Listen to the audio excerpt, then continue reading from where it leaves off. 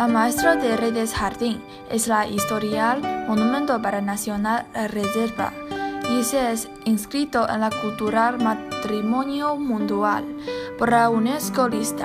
La jardín fue fundada en la Southern Song dinastía. Su fundador fue Zhenzhi, un alto oficial de la Song corte.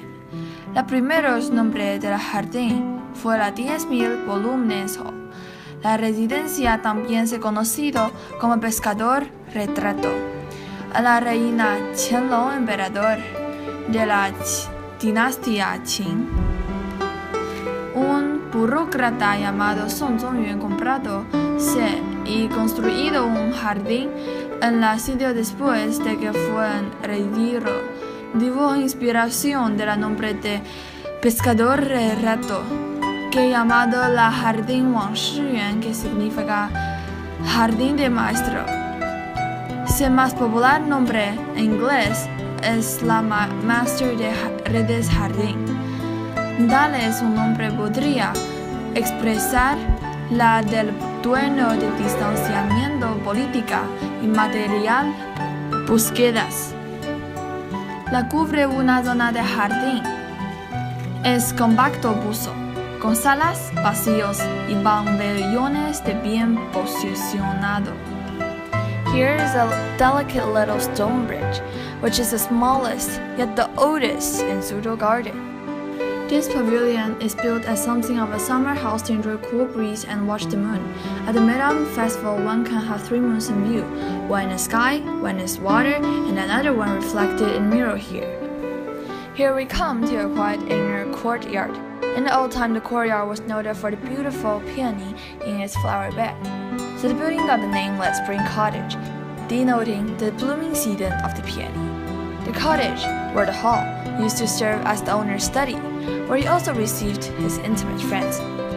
The reputation of this garden court has increased internationally since 1980. In May 1980, a similar court was constructed in the Metropolitan Museum of Art of New York City to display and exhibit the Oriental cultural relics. This building is a 2-story classical building, which was originally the library of the owner of the garden. Here are some ancient Chinese calligraphies. They are so beautiful, aren't they? This pavilion is built as something of a summer house to enjoy cool breeze and watch the moon. At the Mid-Autumn Festival, one can have 3 moons in view, one in the sky, one in the water, and another one reflected in a mirror here. Across the pond is a high white wall, which is the flank of living quarters. So, this pavilion is where the opera in the ancient times are performed, and the owner in the garden may watch the operas from the pavilion that we just went. Here we come to another garden. I think the rocks in this garden are so beautiful, and they're fantastic and amazing. Now we have arrived at the gate of the garden. It is one of the very few early homes that can be seen today. The high threshold is a special feature of this room. There's a wooden tablet with 4 characters, which mean to be an upright and capable person. Earlier, shown below is a lacquer carving painting which gives visitors a panoramic view of the whole garden. We're coming from the south now and moving north. Standing behind the screen, you may see some carved stone niches over the doorway, which were originally reserved for the ancestral tablets of the family. The niches are relics of the Southern Song dynasty. Now we've arrived at the grand reception hall, and everything in this hall are formally and symmetrically displayed. Notice the paintings on the wall. They are carved on wood. There's a artwork of frog, of red crown crane, and bat, which means longevity in ancient China. Now this room is famous for its plants and flowers.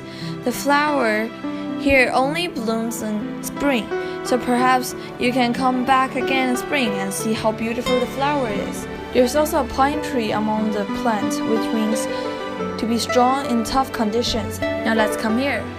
Here's a well which is used for draining in ancient China. This plant, which grows near water, only blooms in spring. Now here's a case to put the ancient China instrument in it, Well, now it's empty, but in the ancient time, it is used to hold the ancient Chinese musical instrument. It's very nice to meet you, and I hope you guys have a good visit here.